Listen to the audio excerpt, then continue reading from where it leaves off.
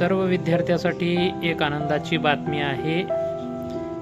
जे विद्यार्थी D pharmacy असेल, बी फार्मसी असेल आणि BSc ॲग्री व तसेच इंजिनिअरिंग करू इच्छिणाऱ्या विद्यार्थ्यांसाठी आनंदाची बातमी आहे। कित्येक दिवसापासून विद्यार्थी वाट पाहत होते। महाराष्ट्र CET जे एक्झाम असते त्याचे ऑनलाईन फॉर्म 10 तारखेपासून चालू झालेले आहेत। तर सर्व विद्यार्थ्यांनी लक्षपूर्वक हे फॉर्म व्यवस्थित भरायचा आहे।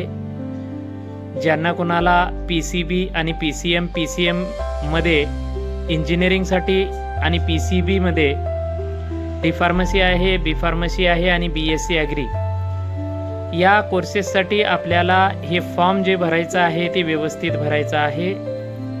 त्यामध्ये 10/1/2026 पासून ऑनलाईन फॉर्म भरायचे आहेत आणि शेवटची तारीख जी आहे ते 12 फेब्रुवारी 2026 पर्यंत हे फॉर्म भरून घ्यायचे आहेत। तसेच जे विद्यार्थी मागासवर्गीय असतील त्यांच्यासाठी जातीचा दाखला, कास्ट सर्टिफिकेट पण असणं गरजेचं आहे। तर हे 2 टर्ममध्ये आपल्याला परीक्षा द्यायची आहे। जसे की पहिली परीक्षा एप्रिलमध्ये होणार आहे आणि दुसरी परीक्षा जी आहे ते मेमध्ये होणार आहे। तर ह्या दोन्ही परीक्षेसाठी चांगली तयारी करून कित्येक विद्यार्थ्यांनी तयारी केलेली असेल। कारण ह्या परीक्षेला बसायचं जर म्हणलं तर पूर्वीपासून अभ्यास करणं, 11वीपासून अभ्यास करणं, कारण 11वीचा सुद्धा सिलेबस यामध्ये असतो आणि 12वीचा जास्त प्रमाणात सिलेबस या परीक्षेसाठी असतो। तर सर्वांनी आतुरतेने वाट पाहत असताना आता ती वेळ आलेली आहे। तर फॉर्म भरत असताना सर्वात महत्त्वाचे कागदपत्र ज्यामध्ये 10वीचा मार्क मेमो आणि प्रत्येक विद्यार्थ्यांची अपार ID हे काढलेली आहे। जे कोणी विद्यार्थी अपार ID काढलेले नाहीत तर ते तात्काळ काढून घ्यायचे आहे। अपार ID ह्या फॉर्मसाठी नंबर लागणार आहे तो, त्याच्यानंतर चालू असलेला मोबाईल, त्याच्यानंतर ईमेल ID जे चालू असलेली।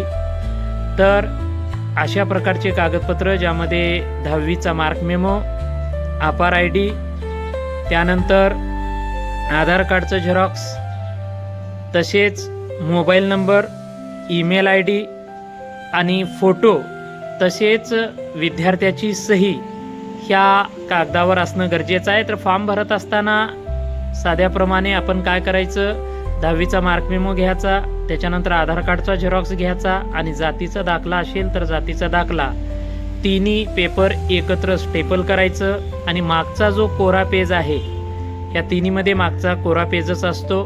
तर एक कोऱ्या पेजवर मागच्या साईडला फोटो स्टेपल करायचं कोपऱ्यामध्ये उजव्या साईडला आणि सगळी माहिती जरी लिहिलात तर खूप चांगली आहे। तुमचं नाव, गाव, पत्ता, जन्मतारीख, मोबाईल नंबर, अपार ID, त्याच्यानंतर जातीचा उल्लेख, मोबाईल नंबर, ईमेल ID आणि तसेच खाली थोडा अंतर सोडून सही करणं हे गरजेचं आहे। आणि हे जवळच्या ऑनलाईन फॉर्म भरणारे जे काही कॅफे असतात, इंटरनेट कॅफे असतात, त्या ठिकाणी जाऊन व्यवस्थित आपल्याला फॉर्म भरायचा आहे। फॉर्म भरताना PCB आहे का PCM आहे आणि जे विद्यार्थ्यांना दोन्ही भरायचं आहे तर दोन्ही पण ते विद्यार्थी भरू शकतात। आणि पहिल्या वेळेस तुम्हाला 2 संधी शासनाकडून मिळत आहेत।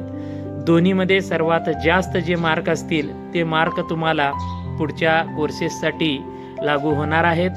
तर सर्वांनी काळजीपूर्वक हे फॉर्म व्यवस्थित भरून घ्यायचं आहे।